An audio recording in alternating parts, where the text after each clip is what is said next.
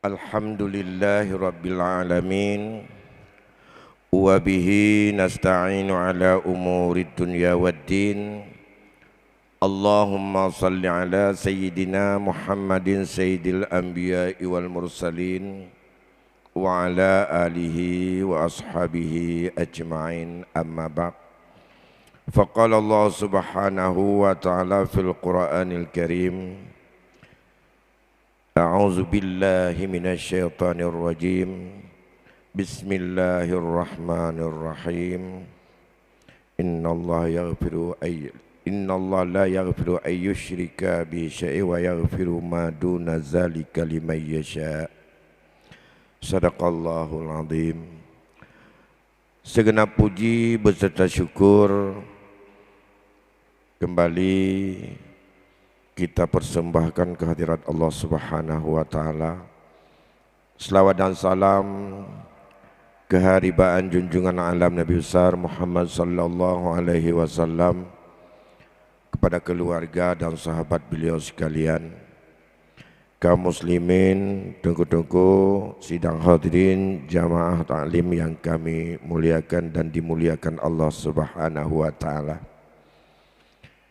Kita yakin dan sangat-sangat yakin bahwa kehidupan di dunia ini gak bisa lari daripada bermacam-macam kekurangan dan kesalahan. Bagi kita sebagai orang yang beriman, yang hidup ini selalu harus kita dikendali oleh iman dalam segala batas yang ada. Otomatis kita tidak bisa untuk melakukan sesuatu yang bertentangan dengan iman kita. Maka konsekuensi daripada bermuamalah dalam beraktivitas sosial, dalam mencari makan, dalam menggarut kekayaan, itu harus selalu kita tunduk dan patuh kepada apa yang telah digariskan oleh yang kita yakini punya konsekuensi satu saat. Andai kata itu adalah berbeda ataupun bertentangan, kita akan mengambil risiko, dan itulah yang disebut dengan dosa. Tuku-tuku yang berbahagia, secara umum dosa kita ini ada 3 macam. Ini kita masih di ujung bulan Rajab. Kita sedang mempersiapkan diri mau untuk bagaimana mendapatkan bulan taubat. Semoga dalam bulan yang Allah buka pintu rahmatnya di bulan Ramadan, Allah berikan ketenangan jiwa kita dan kita menjadi hamba yang diterima di sisinya tanpa ada beban dosa dikit pun. Maka muhasabah mulai daripada bulan Rajab, bulan Sya'ban itu adalah hendaknya banyak kita untuk mengintrospeksi diri. Kalau kita ingin bertobat kepada Allah, kesalahan kita apa sih?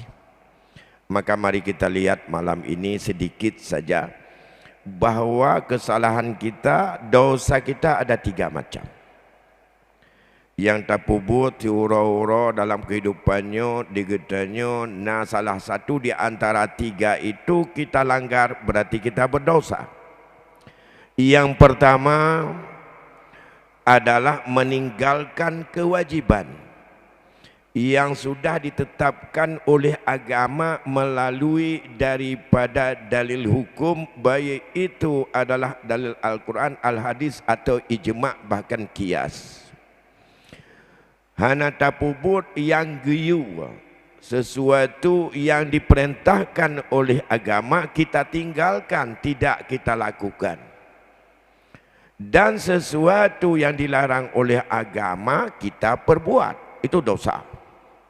Dan itu adalah kesalahan.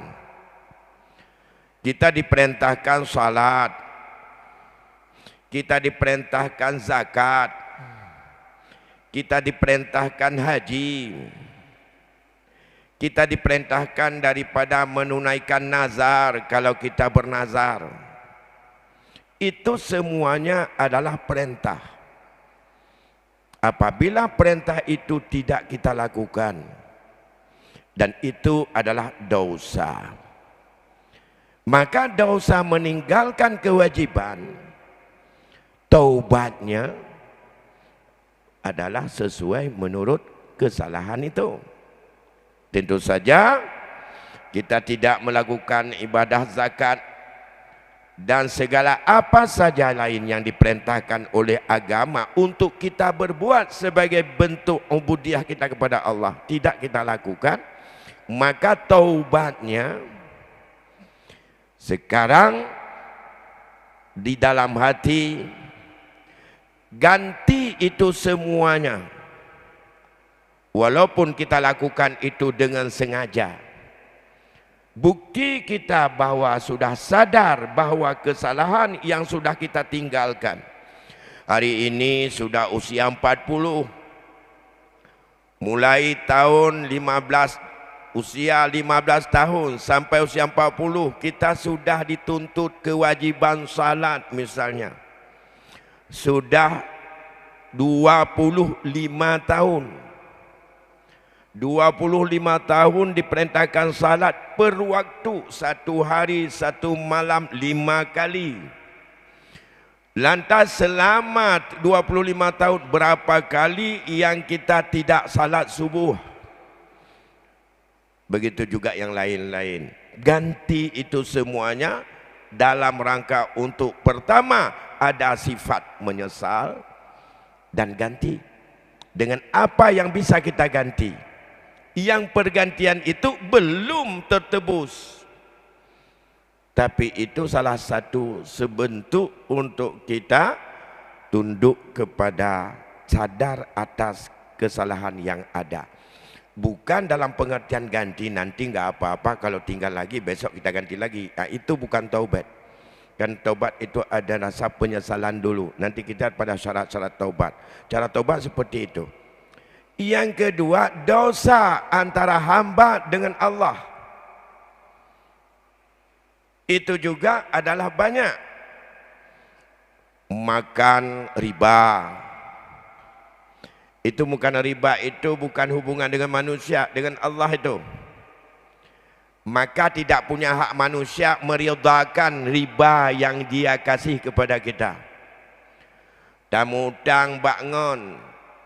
Dan kita sepakati nyo berhutang 1 juta, nanti bayarnya 1.200.000. Bagaimana deal? Deal. Ikhlas? Ikhlas. Tidak ada kedua ikhlas. Karena dosa riba itu hubungan manusia dengan Allah, bukan menyangkut deal tidak deal dengan manusia. Ya, benten apa ni nari balam ilon ka ikhlas, ikatnya ikhlas. Ka ala taradin kamu aja kaji mujud menan. Tidak bisa. Di antaranya apa? Ya, menyangkut dengan makan riba. Kemudian yang lain lagi, misalnya antara Allah dengan hamba itu, yaitu memain musik dalam batas-batas yang tidak diridai oleh agama, dan juga minum khamar. Minum khamar bukan dosa kita dengan manusia, dengan Allah, dan banyak lain-lain. Di antaranya melihat aurat orang. Ya. Lihat aurat orang lain. Tajak-jak ke dota jinguk le uru-uru yang melun dak jinguk le tanya. Itu dosa dengan Allah. Orang yang melun itu enggak pernah tahu kita sedang jinguk dia itu. Itu dosa banyak sekali. Yang sesuatu itu adalah merupakan dosa dengan Allah yang harus untuk kita sadari hari ini. Dengan apa yang sudah kita lakukan itu, maka maksiat-maksiat yang kita lakukan itu taubat kepada Allah. Tapi ada yang ingin saya ceritakan malam ini adalah ada dosa yang ketiga. Dosa antara kita dengan hamba Allah. Dosa kita dengan hamba Allah ada yang berkaitan dengan harga diri, ada yang dengan jiwa orang, ada dengan harta orang. Kalau dua macam tadi, Satu adalah karena meninggalkan kewajiban, dosa, minta ampun kepada Allah. Yang kedua, karena dosa itu karena kita melanggar atas apa yang telah ditetapkan oleh Allah, yaitu hubungan kita dengan Allah. Yang ketiga, dosa antara manusia dengan manusia. Ada hubungan antara kita dengan orang lain. Ini bisa saja dosa dengan orang lain masalah harta. Dosa dengan orang lain gara-gara harga diri, kehormatan. Dosa dengan orang lain atau karena jiwa ataupun karena untuk menyangkut dengan hak hidup orang. Misalnya kita bunuh orang, kita lukai orang, kita pukul orang sampai luka, sampai cacat, sampai apa saja, itu adalah hak orang lain. Dosa kita ditetapkan oleh Allah karena perbuatan kita membuat orang lain rugi, membuat orang lain meninggal dunia, orang-orang lain patah kaki, melihat orang lain sebagaimana cacat. Itu hanya manusia. Berkaitan dengan hak manusia ini, jalan taubatnya adalah itu lebih berat, karena harus selesaikan dengan manusia dulu, baru Allah buka pintu taubat. Yang kedua, menyangkut dengan harga diri orang. Banyak orang lain yang kita upat, banyak orang lain yang kita caci, banyak orang lain yang kita fitnah, banyak orang lain yang kita tipu. Tidak termasuk mal, hanaru harta, tapi hanya tak pengut menu, tak pengut gede, tak pegah menu, tak pemaaf mudi, pokoknya semengut saja. Ataupun tak fitnah, yang enggak kita sebarkan, dia itu begini, dia enggak cocok jadi itu karena dia maling. Kita enggak ada apa-apa, ngomong aja kepada orang, enak saja kita ngomong maling. Padahal spesial pun uang kita enggak pernah diambil, pun diambil enggak bisa kita buktikan. Bagaimana kita buat orang maling? Itu adalah pengkhianat, itu adalah orang begini, itu orang begitu. Semua yang sifatnya kita alamatkan kepada orang lain. Apakah itu betul-betul dilakukan tapi sebuah kejelekan atau itu aib, ataupun tidak pernah dilakukan atau tidak sanggup kita buktikan apa yang kita sampai kepada orang lain, dan itu adalah dosa menyangkut dengan masalah harga diri. Dan yang terakhir yaitu menyangkut dengan harta. Ya, inilah yang paling banyak terjadi. Semua, apakah harta, apakah kehormatan, apakah kejiwaan, ataupun hak untuk keselamatan orang lain, hak manusia, selesaikan dengan manusia untuk bertaubatnya. Menyangkut dengan harta, kalau di dalam kita mencari makan, hari ini jalan mendapatkan rezeki cukup banyak. Apakah halal atau tidak? Itu selalu kita pertanyakan sebagai orang beriman. Apakah halal seperti ini saya dapatkan atau tidak? Misalnya kita ingin menukar barang dengan barang, ini punya syarat. Apakah sah saya tukar dengan ambil babi kita jual, kemudian ambil duit kita beli makan? Bui tak publau ke kau? Iblau di masjid publau puhan pesah, itu menyangkut dengan harta orang. Ya, padahal jual beli tidak sah. Cacat jual beli, ada syarat, ada dengan segala macam. Ada rezeki yang model lain, ada yang model hadiah, ada yang model macam-macam. Tapi ada yang model pengambilan barang yang ada di dalam alam ini, yang kita bukan mengambil pada hak kita. Nah, lampu gop, tanah gop, dalam keizin tidak sama yang punya. Kemudian kita di situ kita bangun toko, kemudian kita mencari rezeki di toko itu, bahkan tidak ada si izin daripada yang punya tanah. Karena setiap apa saja alam ini Allah berikan identitas pemilikan kepada masing-masing. Bermasalah apakah diizinkan atau tidak kita mencari makan di tempat orang. Persoalan hari ini juga ada trotoar dibangun untuk bisa jalan orang jalan kaki. Datang kita tak duduk kedai kita nyoinan. Orang payah hidup ke dalam luang punya ini kata karena kamu kalian dengan kedai kita nyo. Apakah izin atau tidak? Kalau diizinkan oleh orang tertentu, apa izinnya boleh enggak? Apa memang tempat jualan itu atau tempat jalan orang atau tempat parkir atau tempat apa?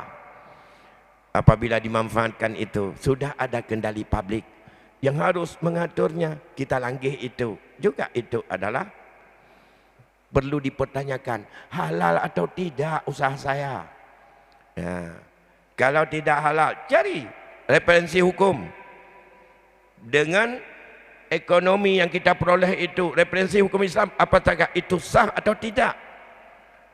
Saya tidak ke sana. Yang paling penting sekarang kita balik lagi ke rumah kita sendiri. Menyangkut dengan harta antara kita dengan isteri. Setelah kita kahwin, itu tidak pernah dikenal di dalam referensi fikih bahawa ada hukum bersyarikat berkongsi antara suami isteri. Prinsip dasar tidak ada itu. Bersyarikat suami dengan isteri. Sehingga harta syarikat gono gini. Itu hanya merupakan kearifan lokal dan itu uruf.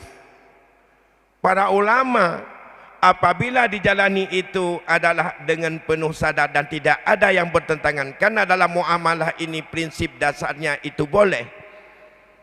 Selama tidak ada dalil ataupun bukti yang mengharamkannya, maka dibolehkan. Oleh karena demikian, prinsip hukum antara suami dan isteri yang diatur oleh syarak harus kita tahu. Tidak boleh hanya asal sudah kahwin, lantas diadat tanpa mengenal hukum dasar apa. Berkaitan dengan harta syarikat atau disebut dengan harta syirkah atau disebut dengan harta gono gini. Dalam hal ini hendaknya kita punya syarat. Sudah sejak kecil kita, bahkan nenek-nenek kita sudah tradisi bahwa setiap suami dan isteri yang setelah kahwin mereka berusaha sama-sama, dibantu oleh si isteri, tapi yang paling isteri pun tak tahu apa dibantu atau dipikir kewajibannya. Suami dibantu oleh isteri, apakah suami merasa dibantu atau merasa kewajiban isteri itu? Nah, itu tidak pernah kita bedakan lagi. Maka dalam hal ini kalau akad syirkah, syirkah apapun bentuknya, kalau dalam fikih harus ada rukunnya, ada akad, ada transaksi dulu. Ini kita bersyarikat untuk kita buka kebun yang namanya kebun ubi. Ada tanah sama saya, sama kamu tenaga. Bibit ubi sama saya. Nanti hasilnya akan kita bagi dua. Mudhara'ah namanya. Ada konsensus berapa bagi hasilnya. Pupuk siapa tanggung. Itu sudah ada komitmen. Yang nyangkul siapa? Yang jaga babi malamnya siapa? Nah, itu sudah ada komitmen dulu. Itu disebut dengan syirkah. Walaupun itu syirkah dengan kita taruh modal atau sebentuk mudhara'ah. Atau tidak, kita sama-sama. Kamu bawa cangkul, aku bawa cangkul. Kita cangkul, ada tanah itu tanah saya. Kemudian kita tanam ubi. Nanti hasilnya kita jual bersama dan kita pakai. Namanya syirkah abdan. Artinya perkongsian badan tenaga sama-sama. Kita setelah akad nikah dengan istri syirkah apa namanya? Maka di para orang-orang tua kita, para ulama kita membandingkan bahwa ini adalah merupakan sama dengan syirkah abdan. Tapi syirkah abdan yang fasid karena tidak ada akad. Mana pernah ada pegat transaksi dengan perumah tu balik tamu kahwin. Nyo mulai orangnya, nyo kita nyo sama-sama kami taruh rezeki untuk yang lebih hebat pajuh dan yang tangui, nyan kita nyo milik berdua. Nak akadnya mana? Tidak ada, langsung ada. Tapi dia anggap bahwa ada kias dibandingkan hampir sama dengan syirkah, walaupun fasid dianggaplah syirkah. Maka dalam syirkah ini Harus kita pahami hari ini. Andai kata terjadi perceraian dalam keluarga, siapa yang punya hak dan mana harta yang disebut dengan syirkah, dan apa konsekuensi daripada persyarikatan atau perkongsian antara istri. Kalau itu sudah diakui, maka ini ada hukuman tersendiri.